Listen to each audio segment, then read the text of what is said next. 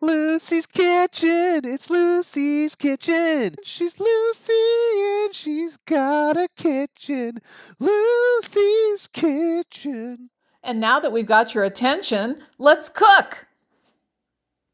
Hi there. Welcome to Lucy's Kitchen. I'm Lucy, and this is my kitchen. Today we're going to make a French classic dish, Coq Au Vin.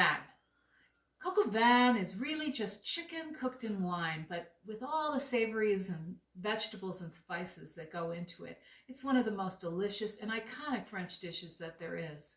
We don't hear about it much these days, but if you went to Paris, I'm sure you could order it at a French bistro with romantic music playing in the background, and it would be one of your great life experiences. One of the reasons we don't hear about things like coq au vin, like all French dishes, well, most French dishes, it takes a long time to make it. It's a really complicated dish if you make it the classic way. Some French dishes take 2 days to make, and this one would too, but I'm going to show you a shortcut where it will be every bit as delicious as the original, but it will only take us like 45 minutes to make. Now, a classic coq au vin uses whole chicken pieces. And I think to make a really good one, you can use legs and thighs because the meatier and darker meats tend to be a bit moister in the cooking. A classic coq au vin has the skin and the bone on the meat. You marinate it for 24 hours, then you take it out of the marinade and you dry it very, very well, fry it and so forth. Well, we're going to do that, but we're not going to marinate it. We're still going to make the marinade.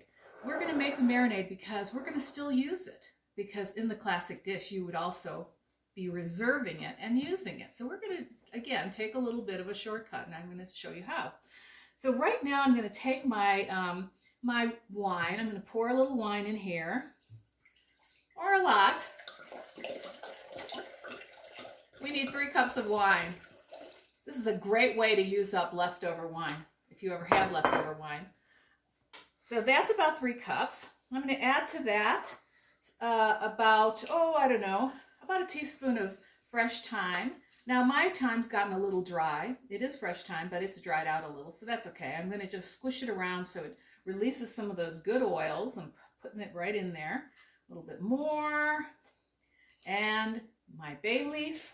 And then I'm going to put in a couple teaspoons of salt and a half teaspoon of pepper. And I'm going to reserve just a little bit of this salt for later. And I've got my spoon. I'm going to just mix this up. And then I'm just going to set it aside. We'll come to that later after we saute and brown the meat. Now, as I said, I am using boneless chicken as an alternative, and I'm just using chicken thighs. I find that chicken thighs have great flavor, they stay moist, and they couldn't be easier because they're available boned and skinned, ready to go in the grocery store. So that's what I'm using. I've got 3 pounds of boneless thighs. Now, before we even got started today, we needed to render some pork fat. In the classic coq au vin recipe, usually they use salt pork, lardon, and they render it very slowly to get all the fat, and then they hold on to the little bits and pieces of the, pork. And then they set that aside and they add it later. Well, we've done the same thing, but we're doing a shortcut, as I mentioned before. What we have is 4 ounces of smoky bacon. I've used applewood smoked bacon because I think it's going to give it a wonderful little tang. It won't be super noticeable, but it will definitely affect the flavor of our dish. And so what we did was we diced up 3 slices, which was 4 ounces of bacon, and cooked it very, very slowly over in our Dutch oven, which we're going to use to cook everything else. And as soon as these bacon pieces got nice and brown, we were able to remove them and set them aside. We're going to come back to this a little bit later. So after we brown the chicken, we're going to remove it and we're going to start browning the vegetables. And we're going to do this all in the bacon fat. Sounds decadent, doesn't it? But it's so delicious. So we're going to really enjoy this process. We've got mushrooms, carrots, we've got pearl onions, we've got lardons, and we're going to just take it over to the stove and take it from there. Okay, now we're going to brown the chicken. I've been heating up the bacon fat, and I added a little bit of olive oil to keep it from scorching. And I've got it on sort of, I had it on high, I've got it on medium high now. So I'm going to just take each piece and put it sort of the smooth side down. I am going to turn it up more.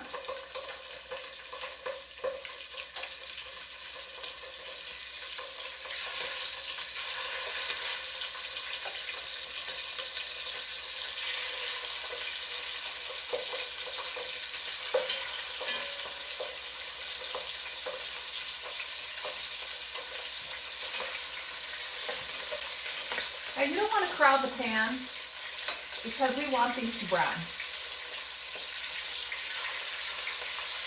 So we'll just do it in 2 batches. And now I've got it on high, and it should happen pretty quickly here. That's the nice thing about working with boneless thighs. They're meaty enough, but they're thin enough that they cook very quickly. So one of the benefits of using boneless thighs in this dish is that this Coq Au Vin is not going to take 2.5 hours to cook. It's just going to take a little while. So I think that's enough. I'm going to go ahead and turn it over. As I said, we're looking for them to just firm up.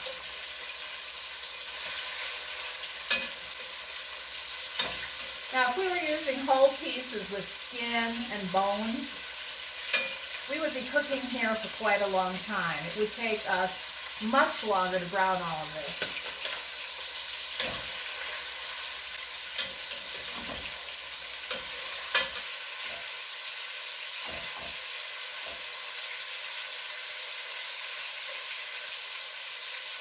I think it's ready to take out of the pan.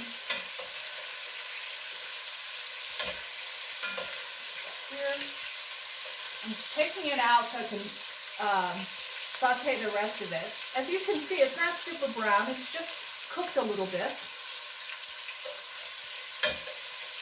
so that the meat is basically just seared. Go ahead and do the next batch. Now, if you were looking at your pan and you didn't think there was enough fat in there, you could always add another tablespoon of olive oil. Some of these bigger pieces are a little stubborn, so I'm pushing them down. So let's go ahead and turn the heat down. I'm going to go ahead and take these out. And we will move on to our next step. Now, I have my chopped onions. They're finely diced. This is 1 big onion.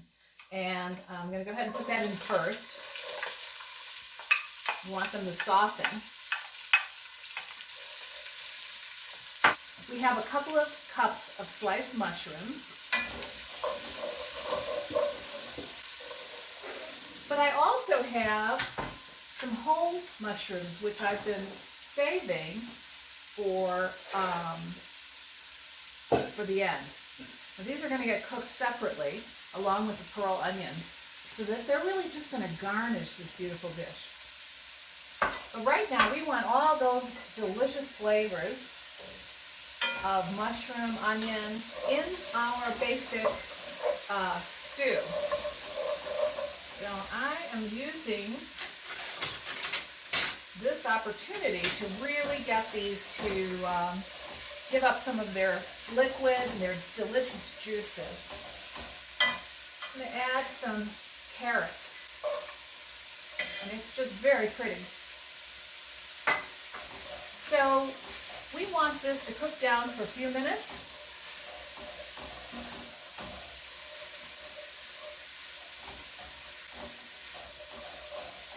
And while it's cooking down, all of those beautiful brown spots on the bottom of the pan, you know, where it's kind of stuck. That's called the fond. Well, that is cooking off. When people say deglaze the pan, that's what they mean. Well, my vegetables have been cooking for about 5 or 6 minutes. They've cooked down a little bit. We've got all of the deliciousness scraped up off the bottom. And now I'm going to add in some tomato paste. I like to buy these tubes of tomato paste. They're very handy, and like many recipes, this one only calls for 1 tablespoon of tomato paste. So that's way too much. That's way too little to open a whole can. So I love to have some of this around. And I'm just going to squirt it in there, and that's about a tablespoon. So stir that in and mix it well.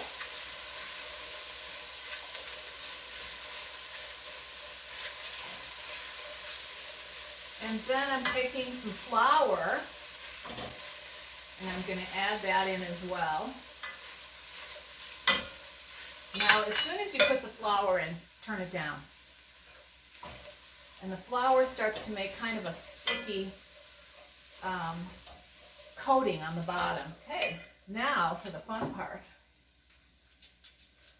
I've got some cognac here. You can use any kind of brandy. We're going to use 2 tablespoons. So I'm going to measure it. Oh, forget measuring. Oh, is that gorgeous? It smells amazing. So, now if you were really brave, you could just light it on fire, but I'm not doing that. What I'm doing is I'm scraping up all the brown stuff and letting some of this alcohol cook away. And it doesn't take very long. And this is going to continue to cook as soon as I add the marinade, which I'm going to do right now. Whenever you're using wine, by the way, I should have mentioned it earlier, it has to be wine that's good enough to drink. Don't be afraid to use, don't use a $50 bottle of wine, but you have to at least be able to drink it and enjoy the wine. And then you just pour it in with all the herbs, salt and pepper, and okay. So what we're going to do now is we're going to boil this,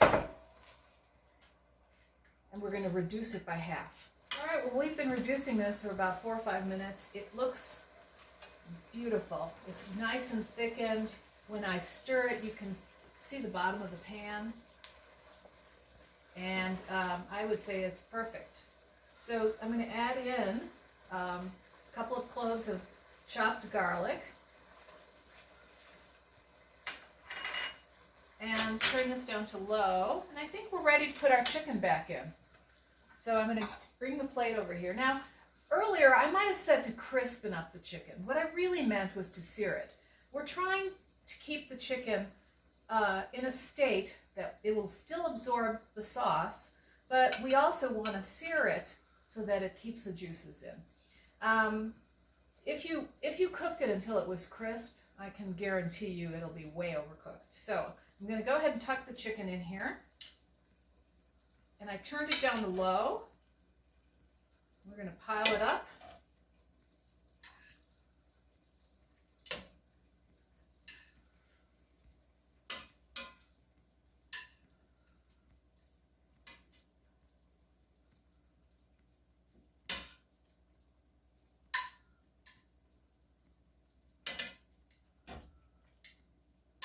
And I'm putting it smooth side up. And we're probably not even going to have to stir this or even pay attention to it for a while. And, let's get that piece in there. And we'll go ahead and save those delicious juices. You don't want to throw that away. Now I'm going to cover it, and I'm going to let it cook for a while. In the meantime, We're going to do some other cooking while this is simmering, and I'm going to move it over here to this other burner. So I have a nice heavy nonstick pan. I'm going to put it on the burner and heat it up a little bit. Add some butter and some olive oil. Stir this around a little. I'm going to add another tablespoon of olive oil. When you add olive oil to butter, I do this all the time. It's to keep the butter from burning, because olive oil has a high burn temperature and butter has a fairly low one. So if you want to work on high heat, which right now we are, you want to make sure that you've got some olive oil with that butter. I'm going to just use the same utensils. It doesn't matter. It's all going to be in the same pot. Now this is why I say that this is a super easy and convenient dish. We're cooking now these beautiful little pearl onions. Now I just bought frozen pearl onions because they're convenient and they're already peeled and they're already par cooked. When they're in the freezer department, you don't have to worry about, you know, parboiling them before you cook them, which you would do in a classic recipe. So this is another one of those good shortcuts, and they're lovely. So we're going to just go ahead and cook these for a few minutes. In fact, what I want to do is add a little bit of sugar. So I'm going to wait just to the end, and then I'm going to add some sugar so that they can caramelize. While we're doing this, these are giving off the most wonderful scent. Now using a nonstick pan is a great idea, because once we put the sugar in here, these are going to stick a bit.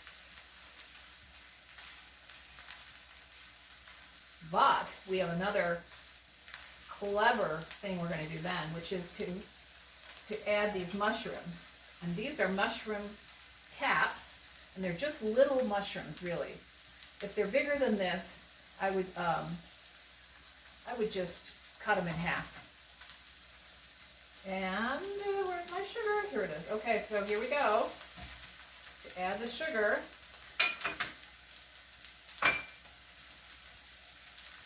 just a teaspoon, just enough. And they won't taste sweet, but they're going to have that really wonderful onion glazed, caramelized flavor. Now I'm going to add the mushrooms.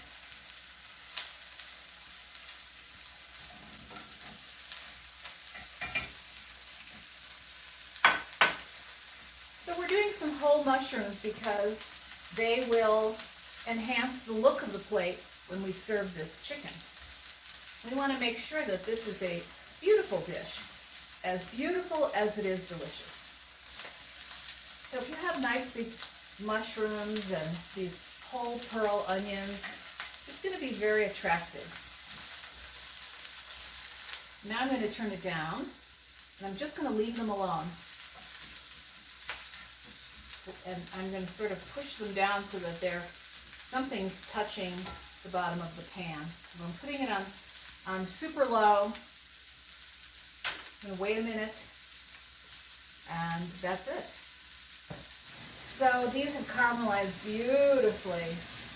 Turning them to low is a really good idea, because not only do they caramelize even more, but it gives the mushrooms and the onions a chance to give off a little bit of their liquid and help steam them so that they really get cooked quite nicely. These are whole mushrooms, and you know, they take a bit of cooking to get them to be cooked through, but at the same time, you can eat them raw. So if they're not thoroughly cooked, it's okay, but we want them to at least be glazed and caramelized on the outside. Well, we're ready to check it. It's been cooking a while. I did check it a few minutes ago, and I turned the pieces over. One reason is I want them to get some of that delicious marinade on them, on the front, on the top as well as the bottom. So I'm going to go ahead and turn them over right now. So it's always a good idea to marinate, but then we would have had to start this yesterday instead of today. and taking the marinade and draining the chicken and drying it off, and it's just a lot of work. And instead, here we are. And what's beautiful about this is that it has absorbed the marinade anyway, because as it cooks, it soaks in. These thighs are tender and they're perfectly cooked. The sauce has really cooked down. It's quite thick. So now we're going to take our reserved bacon, and I'm just going to sprinkle it all over the top. Okay. And now we're also going to take our beautiful onions and mushrooms. And in fact, I'm going to turn, well, it is already down low. So we're just going to kind of, it's pretty noisy. We're going to just sprinkle all this stuff over the top. And kind of tuck it in so it gets some of the red wine sauce on it. And as soon as we do, we'll be able to serve. Now I'm going to go ahead and let this heat up for just a second. And I would say we're done. So I'm turning it off. And I'm going to meet you over there, and we'll have a little bit of a taste. All right, we're ready to reveal it. It is gorgeous. Oh my God. Smells delicious. Beautiful to look at. Can't wait to try it. So I'm going to go ahead and put this down. I'm going to take a piece of chicken with my tongs and put it right here in the middle. And I'm going to put that aside and use my serving spoon and get some of this beautiful sauce with the mushrooms, carrots, pearl onions, and oh, wow. I'm going to garnish it with a little parsley, and I'll just take a couple of pieces here. Always looks attractive to have something green on the plate. And there, okay, so isn't that lovely? Well, of course, the proof is in the pudding, so we're going to give it a little taste. Oh, so tender. This chicken just is falling off the bones. There's no bones. I'm going to give it a taste. Here we go.